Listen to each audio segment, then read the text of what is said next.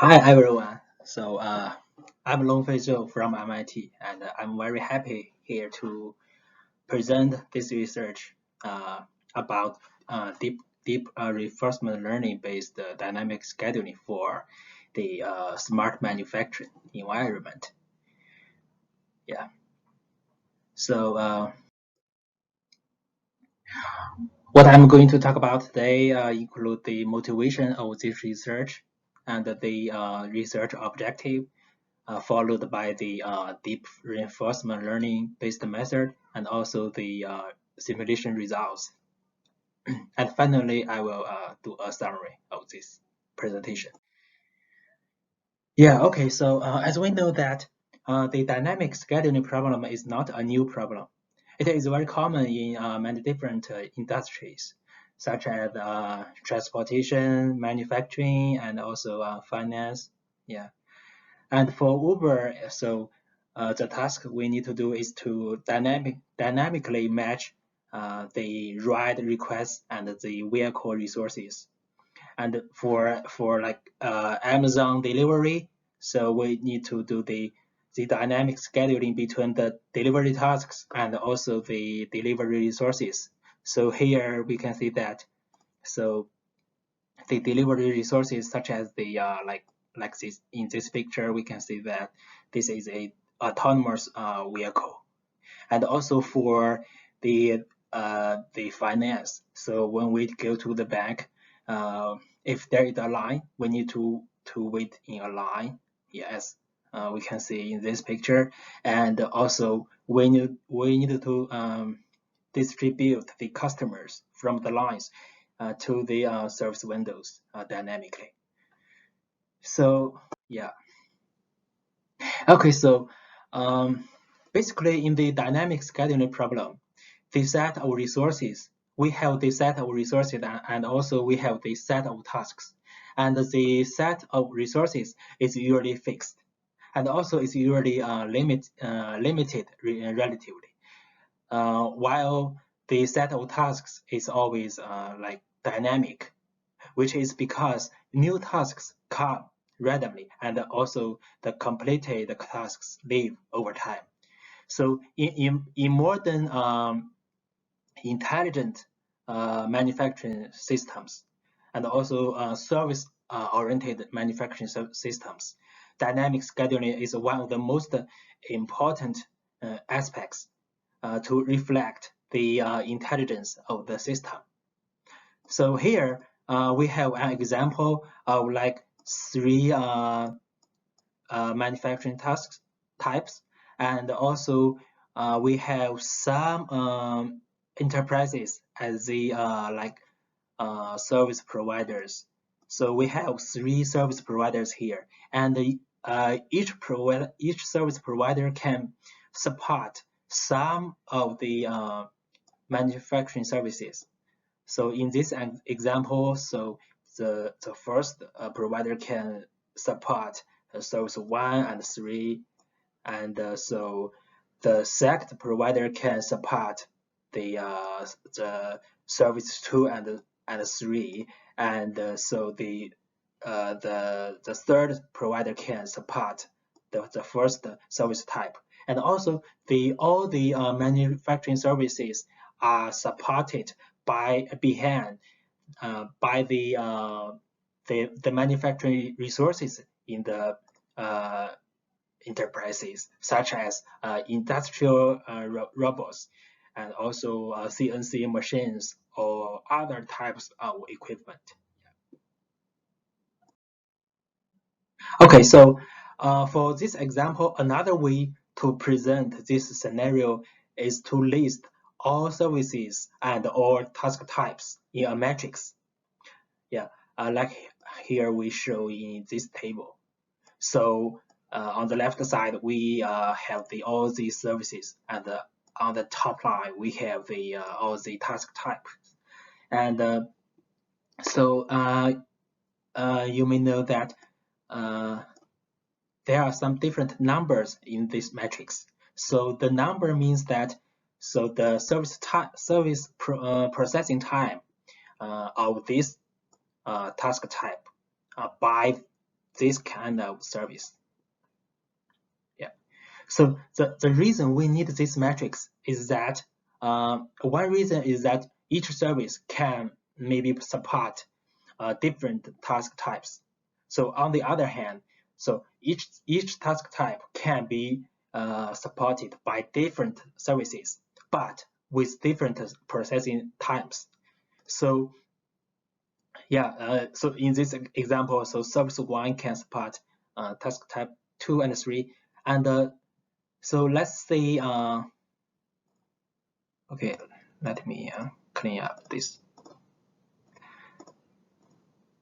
Okay, so let's look at the second task type. So the second task type can be supported by service 1, 2, and 4, but with different service types. So we can use this matrix to show these differences. And on the left side, we have the like the get chart to show the scheduling result. And so at each time step, we get a new task type, and so which means that we need to use the scheduler agent to set this a new task type to the whole schedule planning. So this is the result, which based on the minimum processing time rule. The objective of this research is to firstly design a deep Q-learning-based dynamic task scheduling method, and this method can choose a suitable service at each time step for each new coming task. And also, the smart agent has the ability to deal with all the uncertainties of the tasks and all the uncertainties of the services. So such as the random task coming, and also with the random time and random type, and also the service status changing over time, include the service availability change and also the task queue length change. And specifically, the objective of this agent, or we call the algorithm, is to minimize the maximum task queue of all services. So as shown here in this equation mathematically. And we have like two constraints. So one constraint is that the start time of each task should not be earlier than its arrival time. Yeah, that's very makes sense. And another constraint is that each task should be distributed to the services which has the ability to execute it. So which means that it's the service time of this task type on these services should not be should less than infinite. So as shown here in this equation. Typical scheduling rules include the shortest processing time, and also maybe the longest processing time, and also the shortest queue time and the longest queue time, and also the some other rules we use frequently. And here, as we can see, this is the system framework we present. So we apply the deep reinforcement learning based algorithm. So in this framework, we have the environment, and also we have the agent. So in each loop, the environment can output the observation and also the reward. And this is the output of the environment. And the output of the environment is the input of the agent. So the observation of the environment include two parts. So one part is the service status, and another part is that the new coming task type.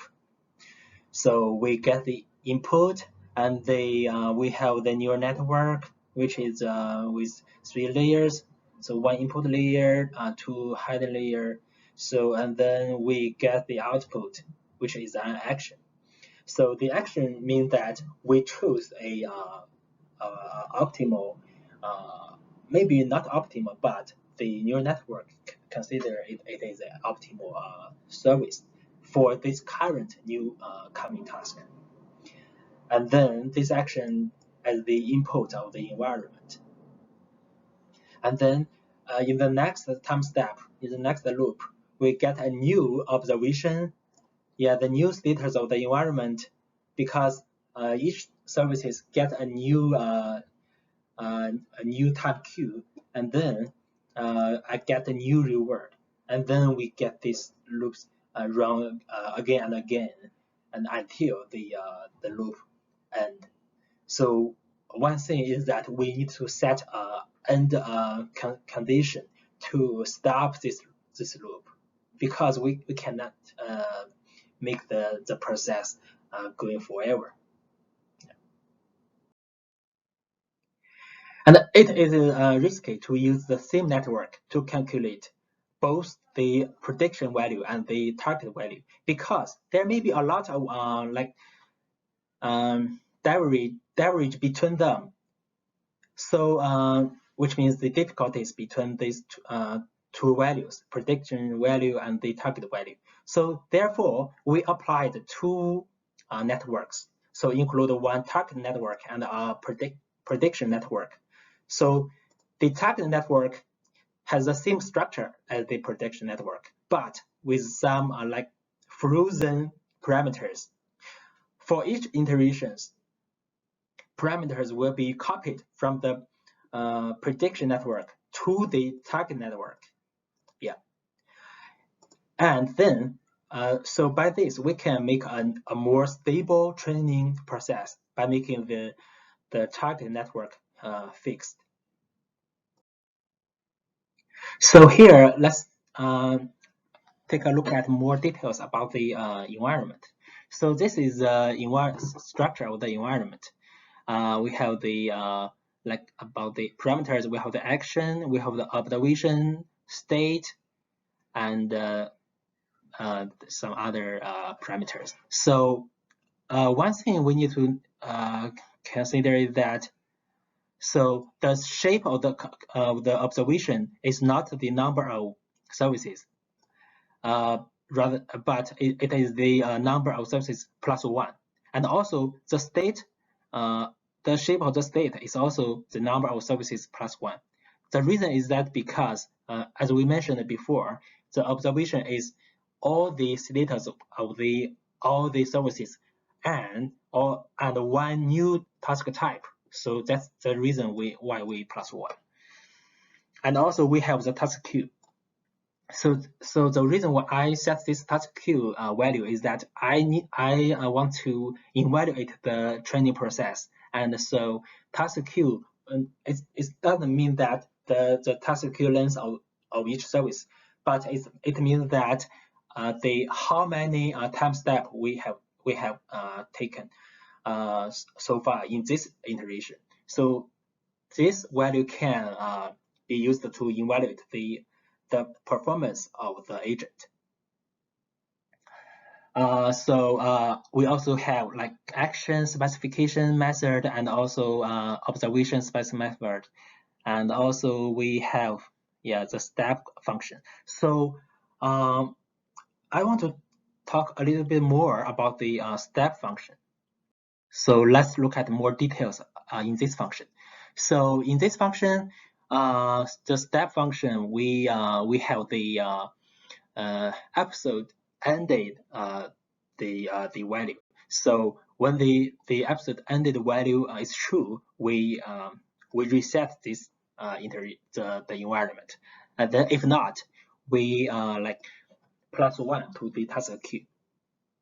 And then if the so here here is the key point. So we set a max queue value. So in you will see that later in the simulation, I set in each case I set a number to the max queue. So like 7 or 10 or 20 or 40. So this value is to stop this current iteration. So as I discussed before. So yeah, there are some more details. So you can read my papers if you want to know more. So about the reward, I want to explain more. So the reward I take is that the maximum of all the service task queue lengths, and the sum actually this is the average because so this is the average of all the task queue lengths of all the services. And then so if the episode ended, I will return this reward. If not, the reward is 0. So yeah, here we have the parameters of the simulation, and we conducted 4 cases to test our algorithm. So in each case, we have different numbers of services and task types, and we set different max task queue number to verify the performance of the algorithm. And so in the first case, we can see that the training process can get a very good performance quickly and rapidly. And also on the left side, this is the average return, and on the right side, this is the task queue length that we have. It's very smooth, right? Going up. So this is the result of the second case. So in this case, we have more number of services, and we have more number of task types. So, but we keep the same max queue, and you can see that it's still fun, but it's not so good as the first case, right? Yeah. So because you can see especially on the right side, the task queue length, there are some like the small wheel, yeah, in the process. And this is the third case. It's getting worse, yeah. So on the right side, there is a very rapid going up, but followed by a going down. So this never happened in the first 2 cases. So yeah. So this is the fourth case, that there are a lot of waves, yeah, in the process. So okay, so let's do a summary. The problem we want to solve here is that the dynamic scaling problem in the smart manufacturing. So we built the mathematical model of this problem, include the assumptions, the tasks, the services, and the service capability metrics, and also the optimization objectives, and 2 constraints we talked about before. So the approach, the method we used is the deep curve network-based method, and we designed the environment and also the agent, and we used a 3-layer neural network to be the agent, and we used the 4 cases to verify the performance of the proposed method, and the results show that if we have more services and more task types, then the congregation time of learning will be longer. Yeah. So the future work include more complex structures of tasks and a more complex relationship between services and task types. And another future work maybe we will consider more optimization objectives, such as manufacturing costs and also service qualities. Yeah. Okay, that's all I have today to present. So if you have any questions, please contact me. And yeah, thank you. Bye.